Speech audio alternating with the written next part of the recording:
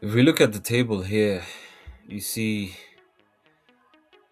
Arsenal have a superior goal difference to Aston Villa, but if Villa get the win tonight, then they will be level on points with Arsenal and City. If they get the job done away to Sunderland, then they will overtake Arsenal, and that's a nightmare for Arsenal. Obviously, there's still a lot of games to be played, but man, we all thought that this league Arsenal were just gonna run away with it because I think was it 9 points they were leading by 5-6 games ago, and the gap has just been shortened so quickly. That's what I love about the Premier League, man. It's you can never call it, man, even for Liverpool, because although we're 10 points behind, a few games swing, man, that's all it takes, and we're back in the race. But other results have to go our way, so that makes it more challenging for us. But anyway, how brother Gris Khan always used to say, we're ninjas, we're gonna go about our business quietly, and we have to after that awful start, after those awful run of games. We can be piping up all of a sudden. And if we look at some of the players and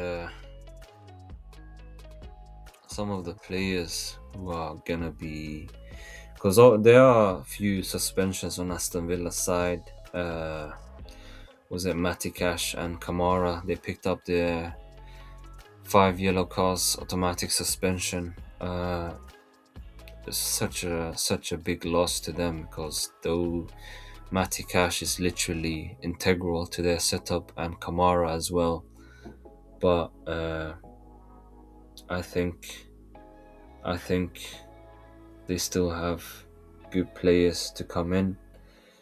But obviously, the big miss, I think Onana, as he showed against Chelsea when he came on the other day, he literally dominated Caicedo and Enzo.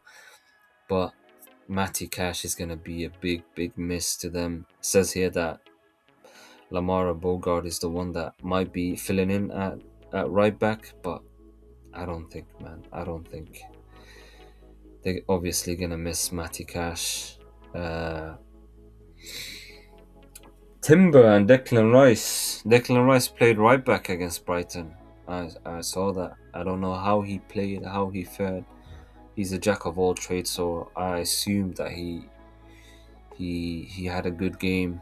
But the big news for Arsenal is that their leader, their goal scorer, their top goal scorer, Gabriel is back, man. The set piece threat himself. He is back. The Premier League should be very scared, man, because this guy is a set piece merchant, man. There's literally no stopping him. But I think that's a good headache for Arteta. I'm not sure if he's gonna come in and start immediately. I've heard that Nkapia has been quite poor, but I'm intrigued. I'm intrigued how both teams are gonna set up, and if Aston Villa are gonna take the game to Arsenal, or if are they gonna be slightly more conservative. It's a brilliant game, man, and I can't wait for it. Honestly, this is a title decider, man. And Arsenal, you must, Arsenal have to show up, man, because they can't be playing the way they played against Brighton and Wolves. This Aston Villa side is ruthless, man, and but that depends if Emery doesn't overthink, because he went with a different lineup the first half against Chelsea, and Chelsea were literally bopping them out the park. But then he reverted back to his, I don't know, that might have been the game plan all along, but when he came back to his usual setup, they picked. Yeah, some of the other fixtures for tonight I wanted to give my 2 cents on are the next big game. I believe is Chelsea hosting Bournemouth. Bournemouth have been so poor, man. From the start they had, the promising start they had, and how I think this is 7 games now. 7 games, I believe, without a win. I don't know what's happening over there. Obviously, they lost a lot of players, but they just seem to be, capitulated all of a sudden, and they can't seem to get a win anywhere, man. And playing against Chelsea, who were shell shocked by Aston Villa the other day, obviously, I believe, gonna want to bounce back and take their anger and frustrations on Bournemouth. But you never know. You never know. This is the Premier League. They might uh, get away with a point. But I believe Chelsea should be easily winning this game. If Chelsea want to, get that Champions League spot, they can obviously fall behind too much. But are they gonna rest some players? I don't know.